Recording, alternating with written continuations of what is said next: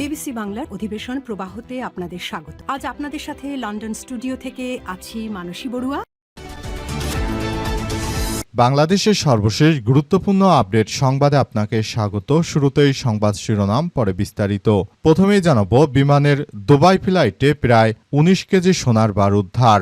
সংযুক্ত আরব আমিরাত থেকে চট্টগ্রাম হয়ে ঢাকায় আসা বিমানের একটি উড়োজাহাজ থেকে ১৯ কেজি সোনার বার উদ্ধার করেছে ঢাকা কাস্টমস হাউসের অতিরিক্ত কমিশনার কামরুল হাসান।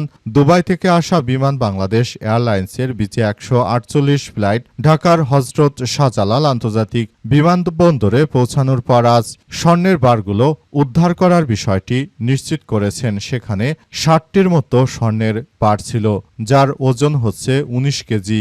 এই ঘটনায় বিমানবন্দরে ব্যাপক তল্লাশি চালানো হচ্ছে। এরপর জানাবো, আমরা চাই না নতুন করে কোনো সরকার দানব তৈরি হোক, বলল টিআইবি। জাতীয় মানবাধিকার কমিশন আইনের সুপারিশ বাস্তবায়ন না হলে আন্দোলন চালিয়ে যাওয়ার হুঁশিয়ারি দিয়েছে ট্রান্সপারেন্সি ইন্টারন্যাশনাল বাংলাদেশ টিআইবি। আজ রাজধানীর ধানমন্ডি মাইডাস সেন্টারে টিআইবির প্রধান কার্যালয়ে জাতীয় মানবাধিকার কমিশন আইন ২০২৬-এর খসড়া আলোচনা এবং সুপারিশ উপলক্ষে এক উন্মুক্ত আলোচনা সভায় টিআইবির নির্বাহী পরিচালক ড ইফতেখারুজ্জামান এই হুঁশিয়ারি দেন। এদিকে সাঘাটায় শিবির নেতা সাইফুল্লাহকে কুপিয়ে হত্যা, বিএনপির প্রধান আসামি গ্রেপ্তার। গাইবান্ধার সাঘাটা উপজেলায় আলোচিত ছাত্র শিবিরের সভাপতি সাইফুল্লাহ বাড়ি হত্যা মামলার প্রধান আসামি বিএনপির যুবদল নেতা মোখলেছুর রহমান মুকুলকে গ্রেপ্তার করেছে পুলিশ। এ নিয়ে মামলায় মোট ৫ বিএনপির সন্ত্রাসীকে গ্রেপ্তার করা হয়েছে বলে পুলিশের সদস্যরা নিশ্চিত করেছে। তথ্য প্রযুক্তি ব্যবহার করে তাকে আটক করা হয়েছে। গ্রেপ্তারকৃত মুকুল বোনারপাড় ইউনিয়নের বাটি গ্রামের জাহিদুল ইসলামের ছেলে। তিনি বোনারপাড়া ইউনিয়ন যুব দলের আহ্বায়ক পদের সদস্য। এবারে জানাবো, হামে উপসর্গে প্রাণ গেল আরও ৫ শিশুর। দেশে গত ২৪ ঘণ্টায় হামের উপসর্গ নিয়ে আরও ৫ শিশুর মৃত্যু হয়েছে। একই সময় নিশ্চিত হাম এবং হামের উপসর্গ মিলে ১১১৯ জন শিশু আক্রান্ত হয়েছে। আজ বিকেলে স্বাস্থ্য অধিদপ্তরে প্রকাশিত হাম বিষয়ক হালনাগাদ প্রতিবেদনে এই তথ্য জানানো হয়েছে। এবং সর্বশেষ জানাবো, ৩২,০০০ সরকারি প্রাথমিক বিদ্যালয়ের প্রধান শিক্ষক নিয়োগের বাধা কাটল। জাতীয়করণ করা মাধ্যমিক শিক্ষকদের জ্যেষ্ঠতা নির্ধারণ এবং পদোন্নতি নিয়ে জটিলতার অবসান ঘটল সুপ্রিম কোর্টের আপিল বিভাগের রায়ে। এর ফলে দেশে ৩২,৫০০ সরকারি প্রাথমিক বিদ্যালয়ের প্রধান শিক্ষক নিয়োগে আর কোনো আইনি বাধা থাকল না বলে আইনজীবীরা নিশ্চিত করেছেন। প্রিয় দর্শক, এতক্ষণ শুনছিলেন সংবাদ শিরোনাম, এবারে বিস্তারিত। তবে তার আগে বন্ধুরা, অনুরোধ থাকবে এই সংবাদটিতে একটি লাইক দিন।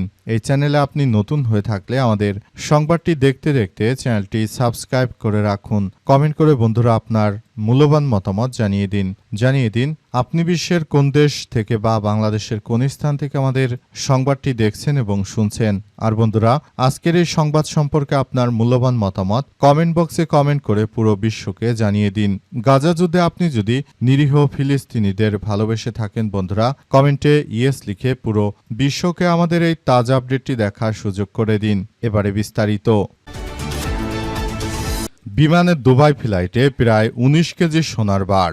সংযুক্ত আরব আমিরাত থেকে চট্টগ্রাম হয়ে ঢাকায় আসা বিমানের একটি উড়োজাহাজ থেকে প্রায় ১৯ কেজি সোনার বার উদ্ধার করা হয়েছে। ঢাকা কাস্টমস হাউসের অতিরিক্ত কমিশনার কামরুল হাসান জানান, দুবাই থেকে আসা বিমান বাংলাদেশ এয়ারলাইন্সের বিজি ১৪৮ ফ্লাইট ঢাকার শাহজালাল আন্তর্জাতিক বিমানবন্দরে পৌঁছানোর পর আজ স্বর্ণের বারগুলো উদ্ধার করা হয়। সামরিক গোয়েন্দা সংস্থাগুলো কাস্টমস কর্মকর্তাদের যৌথ একটি দল উড়োজাহাজের কার্গো হোল্ড থেকে টেপ পেঁচানো অবস্থায় এগুলো উদ্ধার করেছে এবং তারা বিষয়গুলো নিয়ে খুবই উদ্বিগ্ন বলে জানিয়েছে। তারা আরও জানিয়েছে যে বর্তমান যে কার্যক্রম আসলে চলমান রয়েছে সেটি কোনোভাবেই আসলে গ্রহণযোগ্য হতে পারে না। যদি এভাবে বিষয়গুলো চলতে থাকে তাহলে এটি ভবিষ্যতের জন্য আরও বড় ধরনের খারাপ কিছু বয়ে আনবে, এমন কথাই উল্লেখ করা হয়েছে।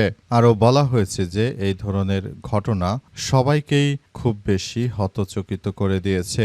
মূলত এইসব বিষয়গুলো সবার জন্য এক অত্যন্ত বেদনাদায়ক ঘটনা যে দেশে এভাবে চোরাচালানকারীরা দেশ থেকে বিদেশে টাকা পাচার করে তারপর সেই কালো টাকা ব্যবহার করে তারা বিদেশ থেকে এভাবে সোনা দেশে নিয়ে আসছে।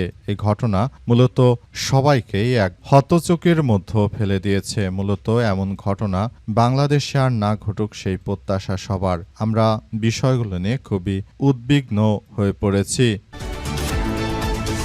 আমরা চাই না নতুন করে দানব তৈরি হোক, বলল টিআইবি।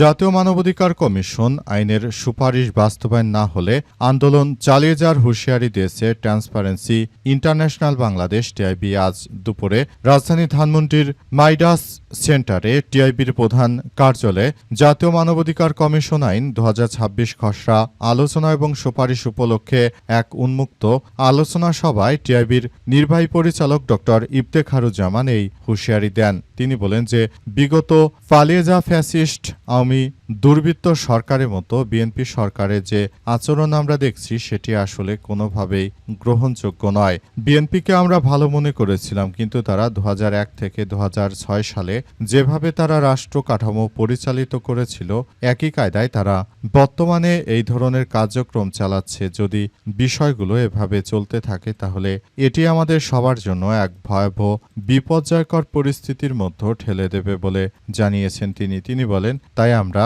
নতুন করে এই সমস্যাগুলো সমাধান করার উপায় হিসেবে কার্যক্রম চালাচ্ছি এবং আমরা বিষয়গুলো নিয়ে খুবই সেনসিটিভভাবে কার্যক্রম চালিয়ে যাচ্ছি। তিনি আরও উল্লেখ করেছেন, নতুন করে বাংলাদেশটাকে সুন্দরভাবে গড়ে তোলার মধ্য দিয়ে মূলত আমাদের সবাইকে এগিয়ে যেতে হবে। যদি এভাবে চলতে থাকে তাহলে হয়তো বাংলাদেশে এই সমস্যা কখনোই ঠিক হবে না। তাই আমরা বিষয়গুলো নিয়ে সবাইকে বলতে চাই, খুবই গুরুত্ব সহকারে এই কার্যক্রমগুলো চালিয়ে যেতে হবে। সাঘাটায় শিবির নেতা সাইফুল্লাহ হত্যা মামলার প্রধান আসামি গ্রেপ্তার।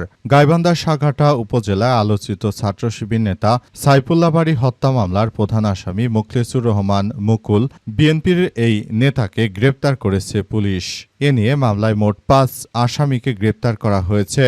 তথ্য প্রযুক্তি ব্যবহার করে রাতে গাজীপুরে হারিকেন এলাকা থেকে সাঘাটা থানার পুলিশের দল তাকে আটক করে আজ ১০টার দিকে বিষয়টি নিশ্চিত করেছে পুলিশের সদস্যরা। আসামিকে সাঘাটা থানায় আনা হয়েছে বলে জানা গেছে। গ্রেপ্তারকৃত মুকুল বোনারপাড়া ইউনিয়ন বাটিগ্রামে জাহিদুল ইসলামের ছেলে। তিনি বোনারপাড়া ইউনিয়ন বিএনপির যুবদলের আহ্বায়ক পদ থেকে বহিষ্কার হয়েছেন। নিহত সাইফুল্লাহ বাড়ি বোনারপাড়া ইউনিয়ন ছাত্র শিবিরের সভাপতি ছিলেন। তিনি উপজেলার শিমুলতাইর গোরস্থানপাড়া গ্রামের হাবিবুর রহমান মাওলানার ছেলে এবং রংপুর ধাপের সাতগড়া মডেল কামিল মাদ্রাসা আল কোরআন বিভাগের ৩য় বর্ষের ছাত্র। উল্লেখ্য ২১শে জুন বিকেলে সাঘাটা উপজেলার বোনারপাড়া চৌমাথা এলাকার ছুরিকাঘাতে নিহত হন ছাত্র শিবির নেতা সাইফুল্লাহ বাড়ি। প্রত্যক্ষদর্শীদের ভাষ্যমতে বেলা ২:৩০টার দিকে বোনারপাড়া ইউনিয়ন যুবদলের সাবেক আহ্বায়ক মোখলেছুর রহমান মুকুলতার সহযোগীরা তার উপর হামলা চালিয়ে ছুরিকাঘাত করে সেখান থেকে পালিয়ে যায়। মূলত এই ঘটনা ঘটার পর পরিস্থিতি থমথমে অবস্থা বিরাজ করছে। হামের উপসর্গে প্রাণ গেল আরও ৫ জন শিশুর। দেশে গত ২৪ ঘন্টায় হামের উপসর্গে আরও নতুন করে ৫ জনের মৃত্যু হয়েছে। এ মিলে ১,১১৯ জন শিশু আক্রান্ত হওয়ার তথ্য পাওয়া গেল।